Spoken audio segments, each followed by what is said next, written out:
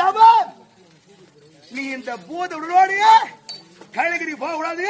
கொஞ்சம் சாபம்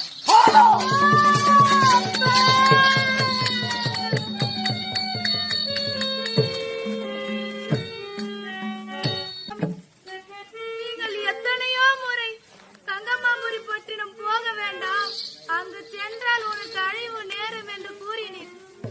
தங்கள் வார்த்தையை மீறியும் என் தந்தையை பார்த்து தியாகத்தை நிறுத்துவேன் என்று சபதம் செய்து வந்தேன். நீங்கள் சொன்னதை போலே இன்று எனக்கு அழிவு நேர்ந்து விட்டது.